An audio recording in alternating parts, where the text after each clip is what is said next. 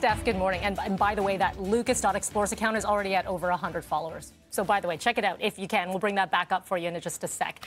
Let's get to some news now. Tens of thousands of vaccines are up for grabs as several pop-up clinics set up right across the city today. And we're going to bring you to one of them. This is a live look at Scarborough Village Recreation Center on Kingston Road.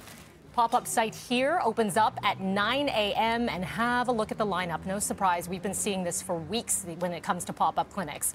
Adults who are 18 and older who live in the M1M postal code can get an appointment here, but residents must bring proof of address in order to be eligible. So please do keep that in mind. And across the city today, there are several pop-up clinics opening in hot spots. A clinic opens today and tomorrow at George Harvey Collegiate in the Keele and Eglinton area. That's at 9 this morning. Another Scarborough clinic located in the Malvern neighborhood, also at 9. And a clinic at the Habitat Arena, which is on Weston Road. It opens today through Thursday, starting at 11 this morning. And again, for these specific postal codes that you see here. Nearly 78,000 appointments will be available in York Region as the COVID hotspot expanding its vaccine eligibility to younger adults, starting today at 8:30. Those 35 and older who live or work in 16 high-priority areas in Vaughan, Markham, Richmond Hill, and East Gwillimbury can register for an appointment. Licensed childcare staff also sign up starting today. Vaccine appointments for this group can be booked through the region's local vaccine portal. Let's get to education now. With the fate of this school year still unknown, one thing is for certain for Toronto students who are taking summer classes. You're going to be doing this one from home. The TDSB announcing that this year's summer program offerings in July will all be online. Previously, the board had given families the option of either virtual or in-person learning. For those who signed up for in-person, the board says a summer school principal will be in touch to discuss transitioning online or canceling. Registration for summer school remains open. Well, the National Advisory Committee on Immunization facing some heat. After months of telling Canadians to get the first shot that they are offered, they are now suggesting that you get the Johnson & Johnson shot if you can't wait for another. Have a listen. For an individual to choose to be vaccinated with either AstraZeneca or Janssen, they need to make an informed choice as to whether they would prefer to get vaccinated sooner with a Janssen or AstraZeneca vaccine or wait to receive the mRNA vaccine.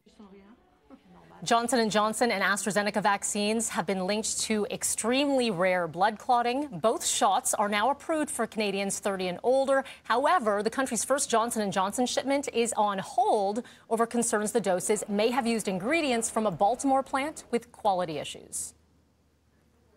Canada has been working very closely with their counterparts in the Food and Drug Administration, as well as with the manufacturer, to get more information, more details, to actually assure themselves from a quality assurance process that there is or isn't an issue or risk or problem. NACI is also suggesting provinces use the single-dose vaccine on people who may have more difficulty booking a single dose. So far, there have only been 7 known cases of blood clotting, one of them fatal, with over 1.7 million Canadians given at least one dose of this AstraZeneca shot. Meantime, some Canadians could be getting a vaccine cocktail, mix and matching second doses. NACI has been asked to make a recommendation this month whether or not Canadians could receive a second shot of, say, the Pfizer or Moderna vaccine after getting treated with the AstraZeneca vaccine first. One of Ontario's top health officials, Dr. Barbara Yaffe, expects that they will get the go-ahead.